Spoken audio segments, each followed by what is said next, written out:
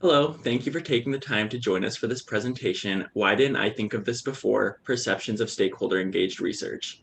This project examined the experience of 5 researchers attending a stakeholder engaged research conference, focusing on the impact other stakeholders had on their experience. So my name is Nick Malendowski, and this project was completed as part of my Central Michigan University Honors Program Capstone project. I'm currently a 4th-year undergraduate student in Central Michigan University's Communication Sciences and Disorders program. Pictured here is our research team. Khouri, who's joining me in this presentation, is a second-year graduate student at Nova Southeastern University. Dr. Katie Strong is an assistant professor of speech-language pathology at Central Michigan University, and Dr. Jackie Hinckley is an associate professor of speech-language pathology at Nova Southeastern University. So let's start by learning a little background information about this project. Stakeholder engaged research centers around working with the populations and individuals that are actively being studied within a research project. When stakeholders are involved in projects, more voices are being included in the process, resulting in more relevant and applicable results. Besides being participants within a study, stakeholders can help with planning, conducting, recruiting, data gathering, analyzing, and disseminating research information. In more recent years, stakeholder engaged research has become more common, resulting in more individuals wanting to get involved. Besides other researchers, both persons with disabilities and the general public are seeking out ways of how to get involved in research projects. The focus of this project stemmed from project building research initiatives by developing group effort, or Project Bridge. Project Bridge was a Khouri grant-funded project led by Dr. Jackie Hinckley, which was started to train researchers, people with aphasia, families living with aphasia, and professionals on collaborative research training. In order to do this, multi-stakeholder research teams were created and given a task to complete at a 2-day conference event in St. Petersburg, Florida on October 19th and 20th, 2018. 102 participants attended Project Bridge, which resulted in the creation of 11 research teams. And as a result, the research team wanted to understand more about the researchers' views regarding stakeholder engaged research. So the picture seen here is a fantastic representation of stakeholder engaged research. As you can see, each person pictured brings something different to the project, or as in this picture, the soup. It's important to recognize that everyone approaches a project differently, but can also bring a fresh perspective to ensure the project is meeting the needs of everyone involved. Okay, so after gaining some background information about our project from Nick, we will now discuss the methodology that we used. We decided to implement a phenomenological qualitative analysis for the study. As Robert states, this framework is often used in qualitative studies to describe an individual's experiences. After deciding on the type of framework for our study, we conducted interviews with aphasia researchers to understand their impressions and experiences before, during, and after the 2018 Bridge Conference. We used an interview guide with 8 pre-written questions. These questions focused on the researchers' perspectives about the 2018 conference and how it may have impacted their views on collaborative research. For example, one question asked, did the Bridge Conference change your views on collaboration with other stakeholders, such as clinicians, people with aphasia, family members and friends, or researchers? We interviewed a total of 5 researchers who attended the conference as stakeholders.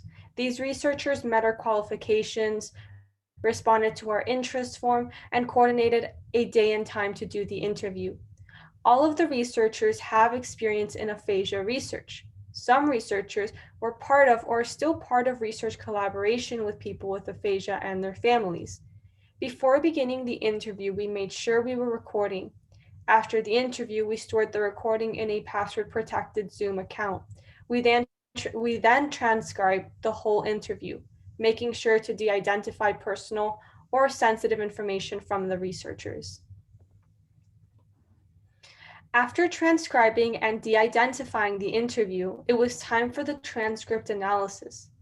Through this process, we adopted the qualitative content analysis method, which allowed us to break down each interview transcript into meaning units. When I say meaning units, I'm talking about the information within the transcript that has the same central message. After that, we further condensed the meaning units into 2 more categories. 1 condensed meaning unit and 2 interpretation of text. Condensed meaning unit means that each meaning unit is condensed to identify and highlight the central message. Interpretation of text means that we analyzed each meaning unit to identify the underlying message or intent of the researcher. Throughout this breakdown process, we held meetings with other research members in our team to cross-check and gather their thoughts about each category and subcategory. After finishing and fine-tuning each category, we then focused on organizing the interviewees' discussion into themes and sub-themes. As such, we created 4 main themes, which are 1, new way of thinking, 2, barriers, 3, motivations, and lastly, 4, roles. Right. So in addition to the 4 themes, the research team also found sub-themes within each theme. To explain the essence of these themes, specific quotes from the researchers were included. In this presentation, each participant is referred to by the letter R, followed by the number 1 to 5 to differentiate between each participant. The first theme, New Way of Thinking, described the researchers' experience with Project Bridge and how it has changed their current research practice and clinical project. There are 3 sub-themes associated with this theme, which were positive lasting impressions, expanding collaborative network, and navigating research directions. R1, for example, expressed how going to the Project Bridge conference and the interactive experience reminded her how important the inclusion of other stakeholders is. R4 also expressed how the combination of people at Project Bridge and the connections they made is what made their experience positive. Finally, R1 realized that the collaboration with other stakeholders could have an immense impact in research, impacting their future endeavors with persons with aphasia. The second theme identified was barriers.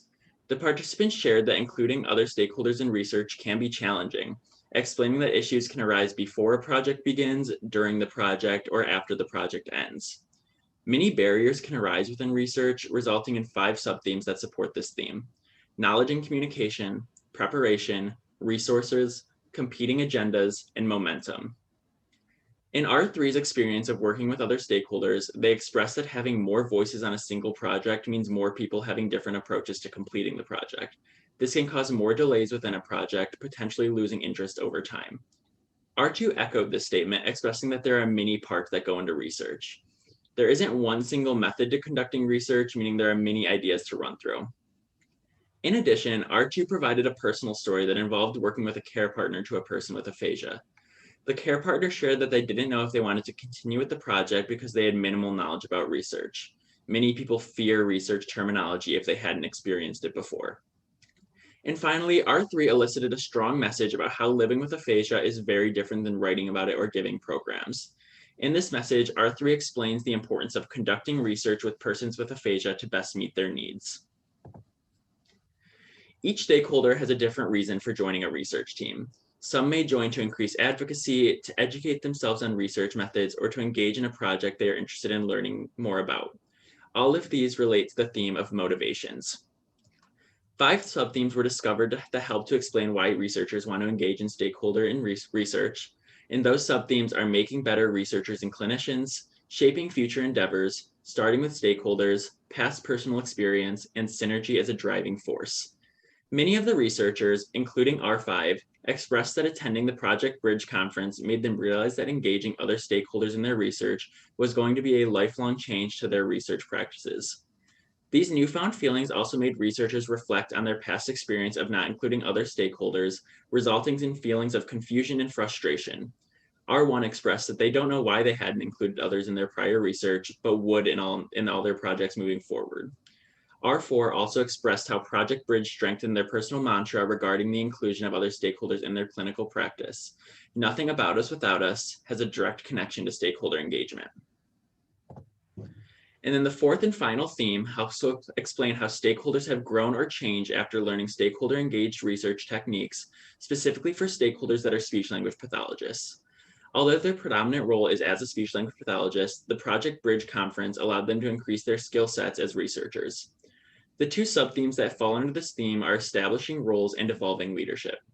By attending the Project Bridge conference primarily as researchers, these 5 participants expressed how discovering their roles within the research team allowed them to learn new skills. R5, for example, explained how they learned to really listen to the other stakeholders in a research project, while R4 discovered their main role was to help persons with aphasia find their voice within a project. All four of these themes not only can be applied specifically to the Project Bridge conference or persons with aphasia, but can be applied to other conferences and fields of study. Okay, so the themes that were discussed by Nick are consistent with the current literature on stakeholder engaged research, yet they provide us with a new direction with regard to conducting aphasia research. As such, we now see the importance or efficacy of collaborating with different stakeholders in our research endeavors.